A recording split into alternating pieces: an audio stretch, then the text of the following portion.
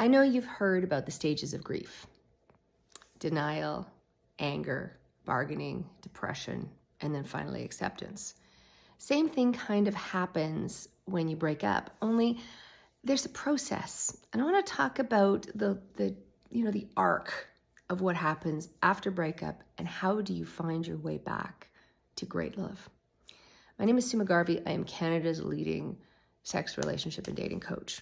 I've been doing it for 30 years, and I run a huge date night group, and I am responsible for more than, 600 love matches.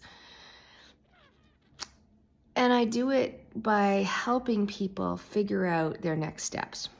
And if you're stuck, if you've broken up, you're single, and you think, okay, 2024, I want to find love. Because if you're not aware of it, there's a bunch of great studies that have come out recently, including one this week from the World Health Organization.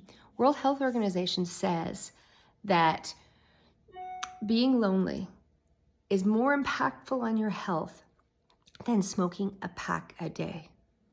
It's life-threatening. I lost clients during the pandemic, and I know that it kills. And if you're lonely, this to me should be DEFCON 5. It should be the first thing you do. And you may not know what to do, which is why you found me. And I'm going to help you. I'm going to hold your hand and we're going to walk you through it. Promise. Okay, number one. Number two is understand these things just don't happen. So if finding a great partner is really big, it's really important, it requires some time, energy, resources, and effort. I don't know if you know, but most, at least matchmakers in my modest city, are about $10,000 with no guarantee. If you're in some place like Chicago, LA, Toronto, they're more than $10,000. You ought to ask Amy, you're like looking at 25. And if the quality of your life is the quality of your relationships, and that, those are the kind of numbers. Now, we're not doing that. My Patreon account where you get a daily thing is like $5 a month. Buy me a coffee. I'm telling you, we are going to do this in a low ticket way. And I am the expert. Let's figure this out. So let me talk to you about the stages of breakup. All right. Number one, you may feel beat up. You may feel defeated. You're certainly going to be pissed off. You may be bitter. You may be one of those bitter cat women or, just angry. And that may stay for a while. You may be worried. You may be financially freaking out. You may have trauma. You may be anxious. You may be desperate. All right. That whiff of desperation, right? And it's hard. You're going to go through the stages. You're probably sad. You're unable to think about this. And we need to get through past trauma. So there's some stuff. If you're in those stages, let me give you some immediate things you can do. Number one, find out about emotional freedom technique. That's this. It's the tapping. It helps reprogram your amygdala to help the hamster wheel stop. The other thing you want to do is get rid of all the social media, all the pictures. Stop reinfecting yourself. Treat it as an infection with the past partner. Stop stalking them. If you can't do that, get an elastic band around your wrist, and every time you think about them, go twack. After a while, you may have a little bruise right here, but it forces your brain to go, I can't think about that. Okay? Those are the first three things that I want you to do. Number two is you have to go through some of those stages of grief. You've got to look at what's going on and realize it's going to hurt for a bit, but it is not going to hurt forever. And this is a little tiny piece of your life, and you will not always feel like this. Promise. Write it out, then burn it, have a big fire in the backyard. Stop obsessing, working on that. Tapping helps. All right. What happens then is I see three kinds of people. Some of them get paralyzed and they stay in that anger and bitter, and they're those lonely cat women. You probably work with some of those women that are angry, that have been hurt by men, or men who've been hurt by women, or women who've been hurt by women, and they're pissed off and they stay bitter. Or they are desperate. They are the ones that want to meet your parents on the second date. I tell guys to run. I tell women, if he starts calling you beautiful right off the bat, no, he doesn't know you, chill, right? And then I see people who take some time to reflect on what their share in the relationship was. What's your share in the relationship? What was your part in this? Do you know?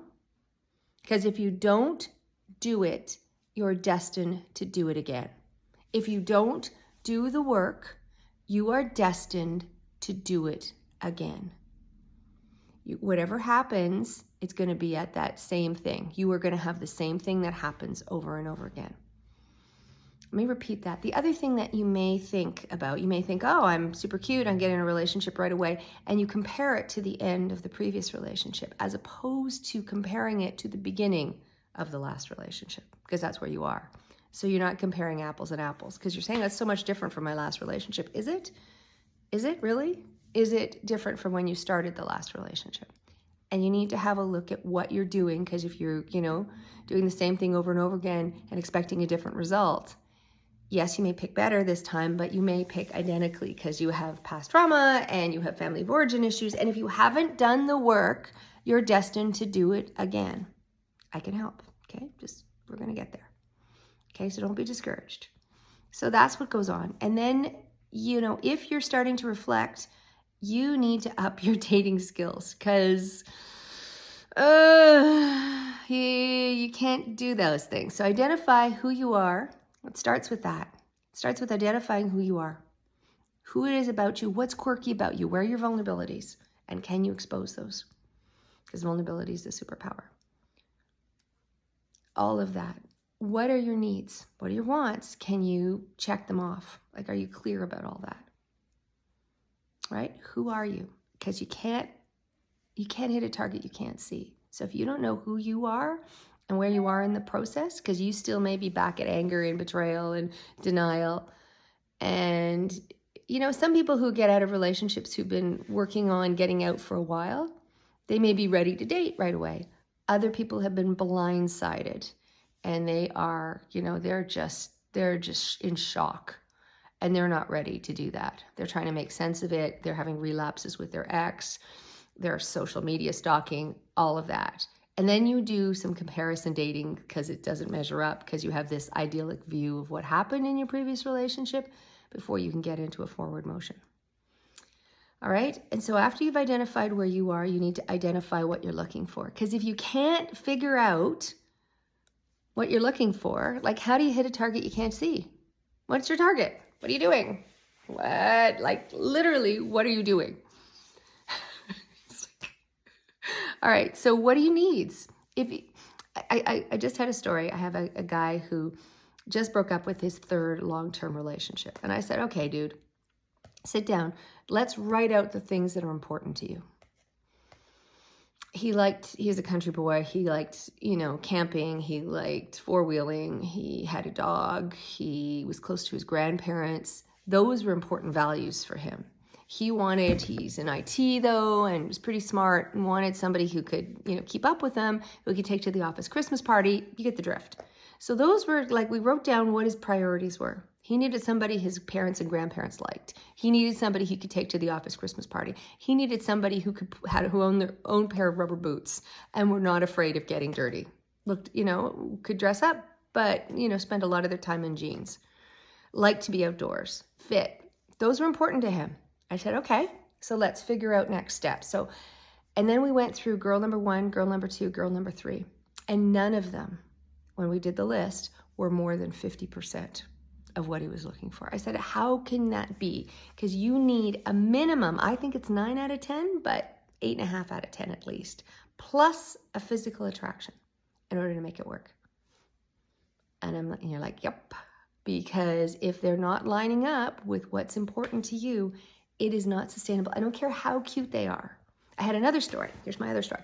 I had a woman who she's works 9 to 5, had a couple of kids, she liked hockey. She, went out with her friends. She, had plants, all that stuff. Girl liked ice cream, had a great selection of shoes. I always admired her shoes. And so she met a guy who was very attractive, but he was a vegetarian. He worked as a bartender. He didn't have kids. he was on the other end of town. And she's like, oh, I could try and make this work because there's such a chemistry. And I'm like, really?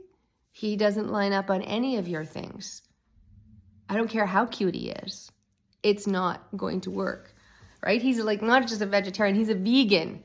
You eat hamburgers. Like, stop. I know he's sexy. Don't go there. And the other piece about it is if you sleep with guys, oh my God, you get attached. Your oxytocin puts out and you want to, you want to be there and you fall in love because that's what your body's made to do. I'm like, sweetie, don't go there. Anyway, she did, of course, and then didn't work out, and then her heart's breaking, and you know the drift, right? You've got to look at it before you sleep with them, because the minute you do, you get all your hormones and your amygdala's all involved. Think of it with your logical brain and wish them well. Say, damn, in another lifetime, whatever. But you don't change yourself. And you know those girls. You know those girls that change themselves to be, fall in love with somebody else. It just makes me crazy. All right. So after you figured out you and you figured out them, what are your obstacles? Are you in a small town and know everybody? Are you not in a place you're not feeling comfortable with yourself? You've got body image issues. Like, what is it that you're struggling with? There's sometimes Logan Ury wrote a book about how not to die alone, which I thought was really clever. And if you join my Patreon, I send out copies of things and $5, right? Patreon.com over 40 Connect. This is where you go if you're looking for ongoing things, right? Patreon.com over 40 Connect. Okay. So what she says was some people are waiting, like the grass is always greener. They're looking for the next new thing. And the problem with perfect is it's the enemy of really great, because you never get 100% of what you're looking for. Remember I said 8.5 or 9 out of 10? You never get 100%. You can't have deal breakers, abuse, infidelity, addiction, but you need to understand they're not going to be perfect, and you're not perfect. So stop looking for perfection and stop looking for things that are not important. How tall they are. I had one woman said she wants them to be over 6'3". I said, you know what percentage of the population are 6'3"? She said, no. I said 6% of guys are over 6'3". I said, and then you want to have them single, and then you want to have them attracted. Anyway, we can have a whole other discussion about what that means, but understand that's where you are, right? Stop worrying about their bank account, their height, how much money they spend on you. Figure out what's important to you, and then let's do the work. All right. So after you do that, what are your obstacles? Do you have to have childcare? Do you not, what are the things that are going to keep you from meeting somebody? What are the problems in the past? What are the obstacles? What have you get over? What have you fought about? What have you broken up on relationships in the past? Can you figure that out? Number 4, after you've done that, once you've done that, like let's see, once you figured out how am I going to, I've done things, what are my obstacles? Now, what are you going to do next? How are you going to find them? Do you know? Where are you stuck? Like, what are your past stuff? How can we do this? And where are you going with this? What are the steps? And I can help, right? Patreon.com/over40connect. We can do a $5 a month. Let's hold your hand. I do one of these every day. And we're going to walk you through it. Because some people, especially post-pandemic, are agoraphobic, meaning that they don't want to leave their house. They're busy mailing, they may go from home to work, home like 2 days a week, and then maybe to the grocery store. They may see their parents or their sister or their best friends or, go to a hockey game or something. But they are not going out the way that they used to, and they're afraid. And I get that. It's scary. So where do we go, right? So it takes courage to get out. It does take courage. There's a great Time magazine article. And again, I put them in my stuff, my Dropbox, of how dating takes courage and how it can be a soul-crushing experience. But I am going to help you. What I do have is I have hacks. But how do you find people so then you feel like you're in control? You're not terrified, right? Then what do? What I do with my groups, and I have groups, is I start with what I call chill dating with a sense of humor. I start with things like group dating, where we're all in groups, where we're moderated with questions. I did one just last week. What are you afraid of? What's your secret quirky fear? What was the best Christmas present you ever got? Tell me about the apps on your phone. And then we have a discussion moderated, 10, 12 minutes. Everybody gets a chance to talk, so you get to hear what other people have to say. And then I reshuffle it. This is all online. So you can be Wilma Flintstone. You can be Beyonce. You can have your camera off. You can participate or not participate or just lurk. Yep, I let you do that. And it starts you from being able to do this. So you can, get your hair done, because there were some people that didn't even do that, didn't brush their hair. Put on a new shirt. You can be naked from the waist down. Just participate, because you're in the privacy of your own home. You don't have to go out. I'm not pushing you. And then you want to become more involved. Maybe you turn your camera on. You take steps. Then you can volunteer, right? I take volunteers, right? Because then you have something to do. You can participate either online or out of line, because I think the new model is hybrid. I think if you only go online, they're not working. And you have to have the hacks. In real life is terrifying for a lot of people. So let's start with what you can do online first. You can be part of groups. You can join community things. I can help. And then after you volunteered a bit, you may be able to, what we do is we have a community things where you go for coffee in your neighborhood with a bunch of other people. Like, can you manage that? Some of them are same sex. So I can go out with a bunch of women and I can talk and I can get to know them. And then we can say, well, are you going to an event? Can you come with me? Can we do it together? Can we do carpooling? That's a step. And I think a lot of people can get to that step. If from there you can use your words. Do you know anyone single? You can ask people around. I do a whole thing with cards and I can show you all about that. You practice speaking up in a group. You see what you can do.